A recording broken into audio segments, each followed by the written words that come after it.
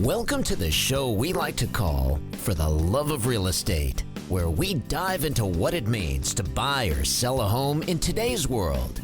Join host Jill Elliott, Dallas broker associate and former radio personality, as she marries her two loves, radio and real estate. She's going to have you asking yourself, for the love of real estate, should I tackle my fears and buy, rent, sell, or remodel?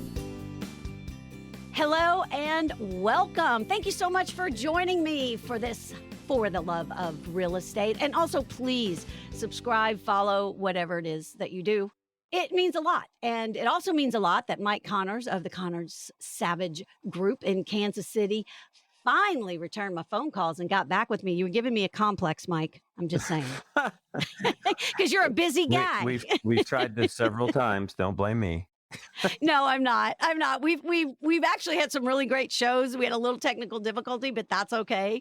We are in it now. And it's sort of amazing how the last time we talked, how much things have changed. Like I'm hearing that David Bowie song in my head, changes. Yep. Aren't you? Yep. Sure you Every are. day.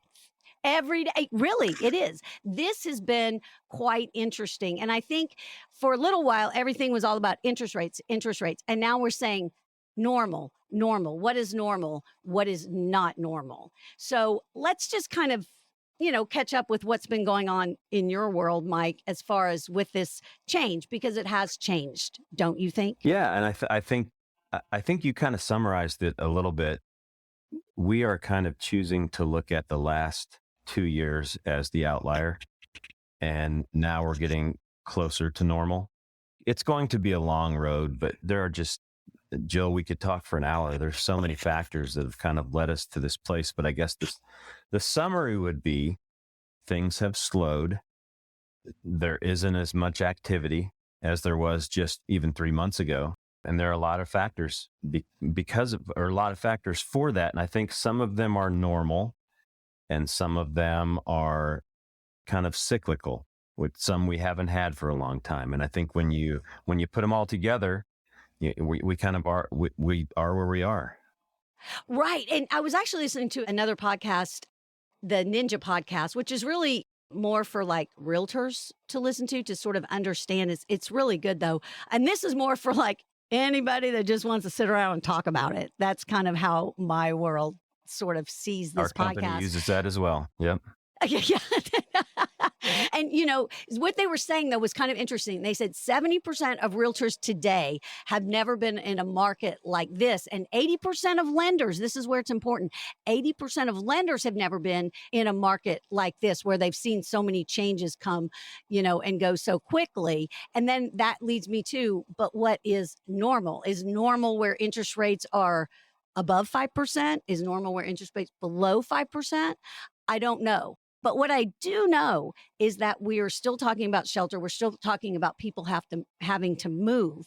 So what I think I can really sort of sum this up to, which people have to wrap their head around, is if you are selling and staying in the same market, obviously you have to move somewhere, but you're not going to sell your house for $100K over and then buy for $100K less than the asking price because the seller just needs to sell it. Does that make sense?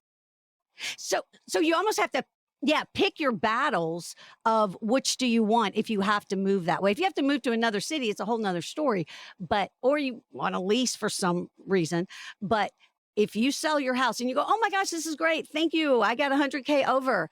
You can't go buy a house and then, expect $100K less that the seller's going to go, oh, that's a great idea. Mm-hmm.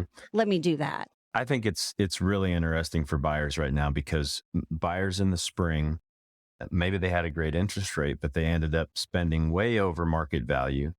And if you compare that to now, interest rates are higher, you have less buying power, but you are probably getting houses for market value. So there are a lot of scenarios where people, you're not necessarily paying more monthly now in some scenarios than you did in the spring, because you are actually getting stuff at market value. The other thing, we were talking about this the other day, the other things that you aren't having to do are all the little things like waiving inspections and doing appraisal gaps and all those things that add up and all those things that hurt you. I saw a statistic that 51% of the buyers that bought during the pandemic think they bought the wrong house.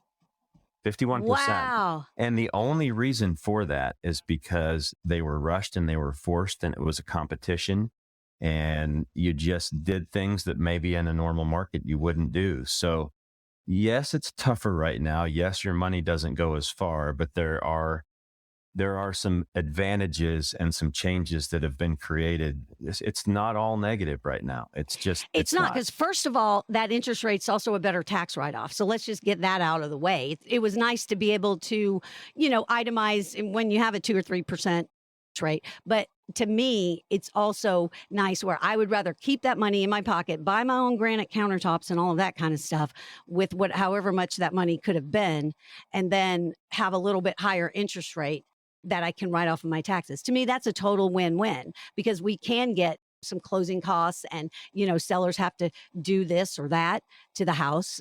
They can't just not do the things that are important to the bones of the house. Wouldn't you agree with that? Like, that a lot of sellers were skating on not having to do. I would. And I've heard agents say that, they've heard from some of their clients from the spring and they're not happy. And, wow. they ended I haven't up heard paying, from any of mine.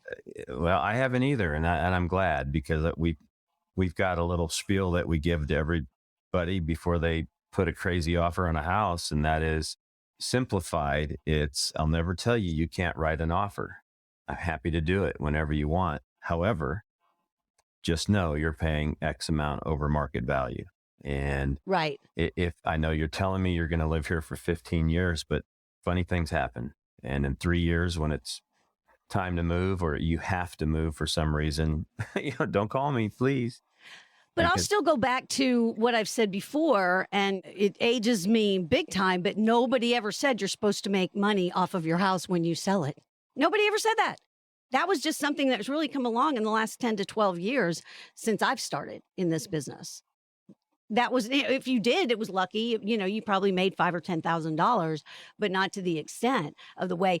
But I still believe that when you are ready to sell that house, whether it's 1, 2, or 3 years down the road, it has to be, in so many cases, up to par.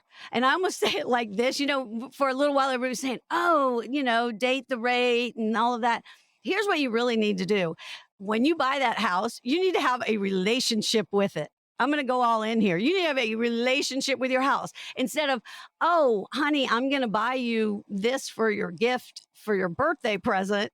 I might spend a little bit less, and we're going to get some new lighting in this house, or we're going to make sure that our windows are good, because when we go to sell it, there are so many things that people want. And I think that is the one thing that has not changed in this market from the spring, is, at least in Dallas, if the house is in amazing shape, again, I always use the example, looks like Chip and Joanna are going to jump out and say, here's your fixer-upper. You're in a great location, and of course, it is priced correctly. You will sell it and get multiple offers every single time. You just will, especially if it's in a school district that people like, or it's close to a lake, or it's whatever the case may be. But if you decide when you buy that house that you're going to have a relationship with it, it's your next child, it's the threesome in your twosome, I don't know, but you have to look at it together. Oh, we're going to take this great vacation. Maybe we just do a different vacation and we put an outdoor kitchen in, or whatever it is. Anything that will sell that house later, if you expect to make some money off of it, because we don't know where the market's going to be in a year. We can try to guess, but we just don't know.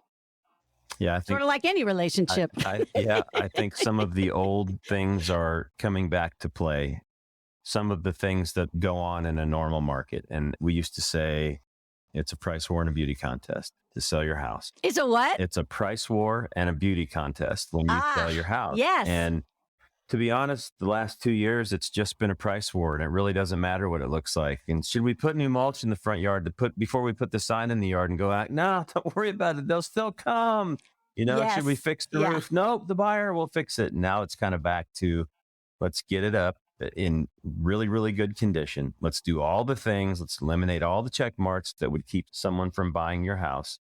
And it's a little bit back to more normal. And I think too, Relative to buyers now and how the market is, it's up to us as agents to control the climate and control the mood when we talk to buyers. There are vehicles out there with lenders to help out. You can buy down rates. You can do, ARMs are coming back and becoming more popular. And we won't go into, the explanation for all that stuff, but there's tools and products that can be used that people haven't used for years because they haven't needed to. And so I think we're getting back to some of the things and some of the basics that we've done in the past. You said something really interesting, Joel. I never thought about this until you said it. It was, and I don't remember the number, but maybe 80% of lenders haven't been in a market like this. And what was your percentage of real estate? Well, actually, that's what I heard on the Ninja podcast I was listening to. They were saying that 70% of realtors have never been in a market like this, and 80% of lenders, which tells you that as people are coming into this industry, they are relatively new.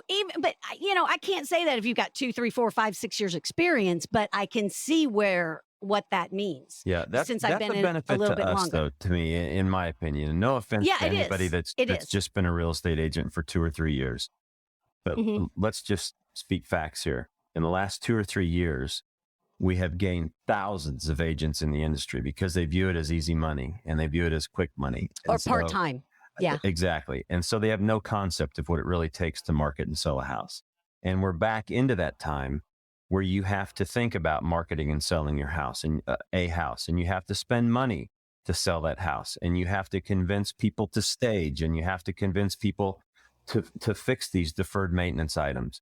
You've got to use every avenue possible to market the house, where for the last 2, 3, 4 years, it's literally been put a sign in the front yard and people will come. And that's not reality. It's just not. And so to me, I think a bonus or a bright spot or something I've looked forward to through this boom of a real estate market has been the time when we get back to normal, because I think we'll lose a lot of these agents, Jill. I do, because it's not easy money anymore. And so I think there's more opportunities for those of us that have done it for a long time. And really think about it. If you're going to pick an agent, and somebody sort of said it to me like this, it was actually that came to one of our, I wish I could remember this guy's name, one of our meetings, but he said, if you're going to, you want to jump out of a plane, you're not going to ask for the cheapest parachute they have, right? I mean, this is something that you've lived in, you've invested your money in. Chances are you might have more money than you think, but yet if somebody doesn't really know how to tell you correctly. We have to control the narrative. And I say that not in a make stuff up way, but I think the narrative nationwide and on the news and in the publications is, they're looking for clicks, and it's doom and gloom, and it's craziness, and we're going into recession. Well, let's look at the reality here. The time to buy a house is when you find the house you want. That's the time to do it. And you are ready. Yeah. You're ready on all levels. Lending, you've got the down payment, right. Or you've got all levels. Yep. All levels. Yes. And if that's now, that's now. And I think, things are cyclical, and this will eventually change. I mean, we've got to go through some bumps right now. There's no doubt about it. When you go into a recession, there's the R word that no one is freely saying yet, but we all know that's where we are. What happens 100% historically when there's a recession? The feds raise rates to get us to lower inflation, and then they lower rates to get us out of the recession. So it's probably by this time in 2023, the rates will be back down again. So it's just. But remember, rates also depend on you. So I just put something out there on my Facebook, but it was showing some buying power. But the bottom line is, if you want to have a better interest rate, then you have to see where you are. And there's all kinds of different ways that they do it now of how they look at your debt. Like if you have a medical bill and it gets taken off because you've paid it, it can be taken off quicker than before, from what I'm understanding. But you have to say, okay, here's what I'm going to do. I want a better interest rate. So I'm going to, meet with my realtor, Jill or Mike, and they're going to help me with a lender, or I already have one. And we're going to talk about what do I need to do to get the interest rate that I want or get close to it, because interest rates are not just one size fits all. They are based on the person. What is the person's debt to income? What, is the person an independent contractor, or do they have their, full-time 8 to 5 job? So lenders look at all of that and they can say, hey, if you do this, this, and this, you can have this loan. Like some people, I don't want an FHA loan. I want to be able to take that PMI off, quicker. So how about this? I work to get that conventional loan. And I think a good realtor and a good lender will stick with you through that. Even if it is 6 months, I don't care about that. I'll be there when you're ready. But the important thing is to be ready, Freddie. I mean, you've got to be over the top ready, because you don't want to get to the point where you've paid for an inspection, you put down option money, as you do here in Texas. You put down your appraisal, you got to pay that out of pocket. And at the end of the day, they go, oh, well, we found this and you're not quite qualified. Do you see what I mean? Like that, to me, can all be avoided if you go through the steps and you just put it all out on the table and say, here's what I have. Here's what happened to me. I had a rough divorce, and I accumulated a lot of debt.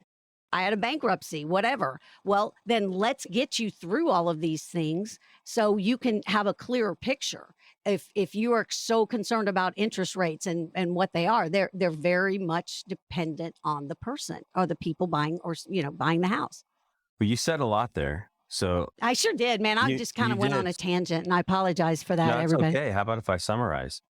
Do it. It's very, very important to have a good lender and an experienced lender that knows what they're doing, teamed up with a great real estate agent that knows what they're doing, that have been through markets like this, that knows how to ease your pain a little bit and kind of get you where you need to go.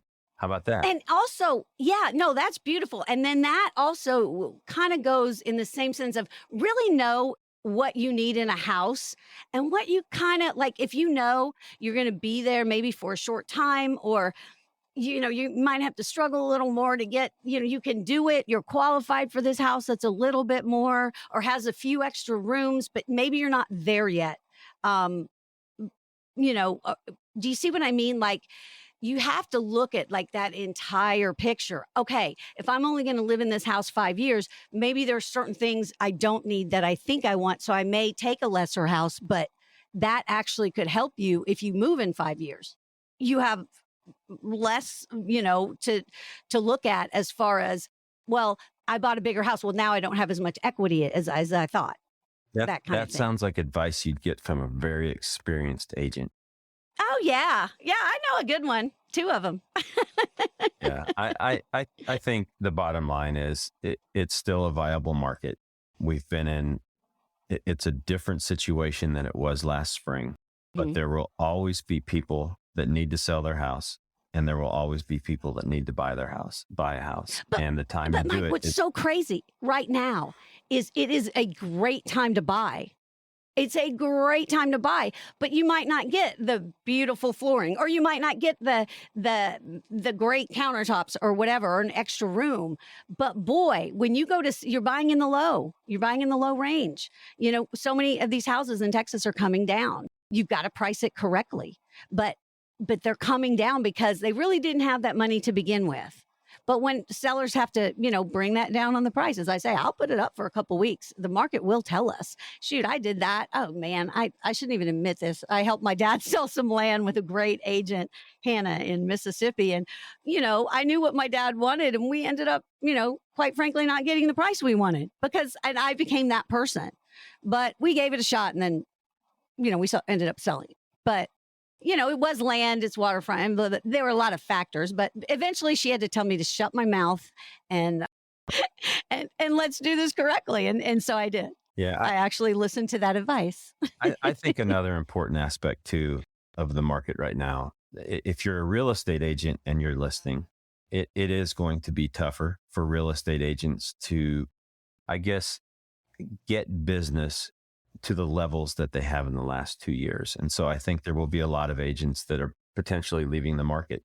So, if somebody were asked me in a market like this as a real estate agent, what advice would you give? There's never ever been a more important time to be in touch with your database and make sure that they know you're out there. And because I think there's going to be opportunities where other people might have known a real estate agent and they are no longer a real estate agent, or they're doing something else. So never has there been a more important time as a real estate agent to reach out to your database if you're not already touching them, once or twice a month with newsletters or blogs or texts or emails or phone calls, whatever it is. I think anytime you have a shift in the market where potentially the agent pool could go down to, I think that would be my advice for agents right now is make sure your relationships with your database, your COI, whatever you want to call it, is rock solid.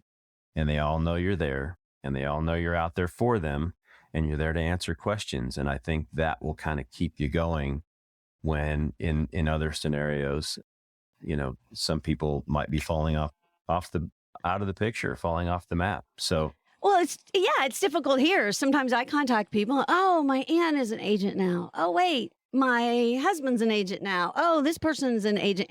And, you have to sort of just roll with that and say, okay, well, I get it, but again, yeah, you're right. It's not a better time to let people know that, hey, I understand this market. I get it.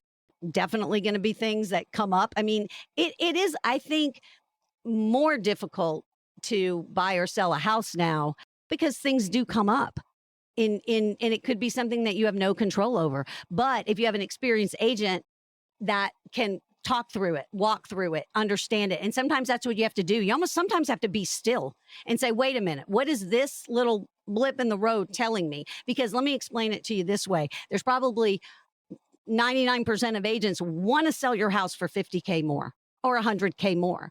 But if the market is not telling us that, then we can market all day long and it's not going to happen. So you have to also look at it that way. And again, how badly do you have to move? What is your motivation? That's been my new word. In fact, that's going to be my new word going into 2023, because when I have clients that have a motivation of why they're doing what they're doing, then they can see the picture clearly, in my opinion. Yep. I don't know if you, I think you should be able to explain to people too why all these changes are happening as well.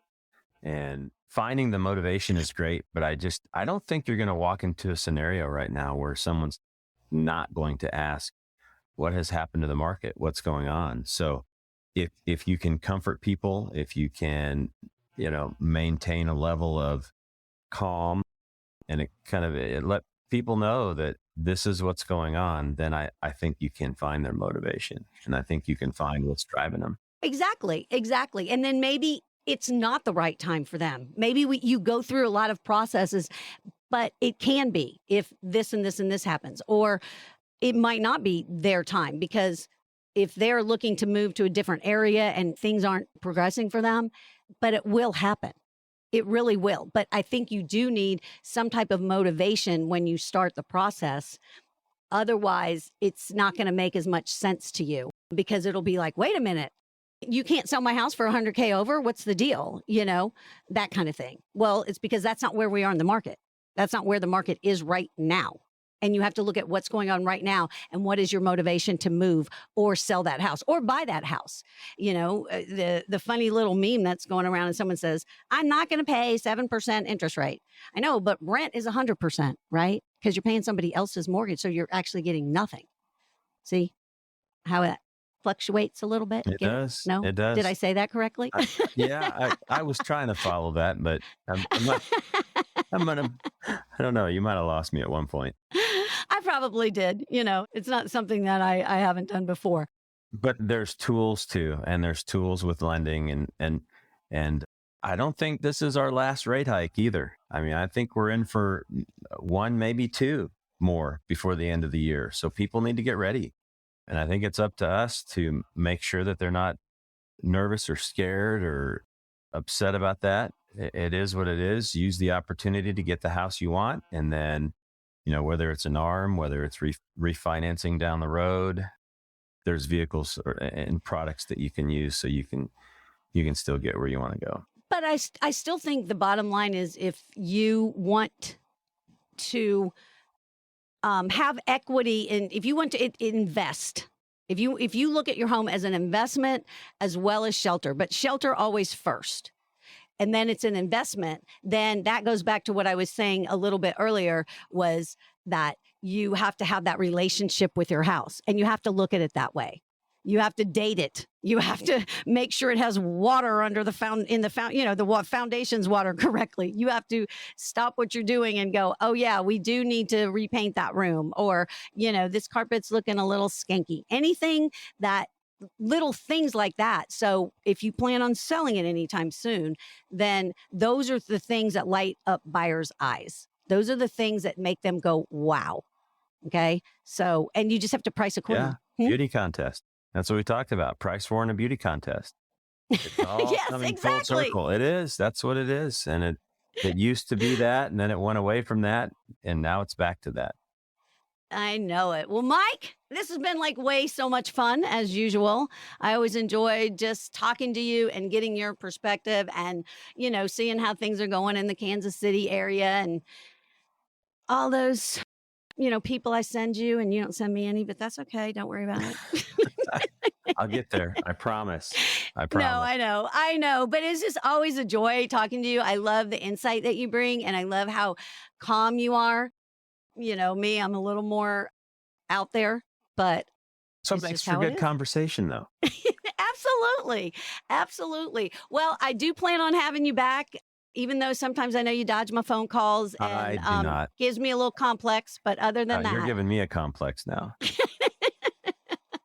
Well, it was a joy. I hope you guys will follow, subscribe, whatever it is to this podcast, because we sure do enjoy doing it. And I'm definitely going to have Mike back from the Connors Savage Group in Kansas City. How can they get a hold of you? What's the easiest way? My phone number is pretty much on the bathroom wall, so I just blurt that out there. Think about it. You just keep texting 913-433-4901. You just keep firing away and I'll answer.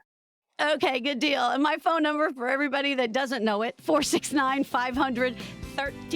469-500-1300. Thanks for joining us on For the Love of Real Estate. Thank you for tuning into For the Love of Real Estate. If you enjoyed today's show, head over to fortheloveofrealestate.biz to join the conversation, access the show notes, and sign up for our newsletter.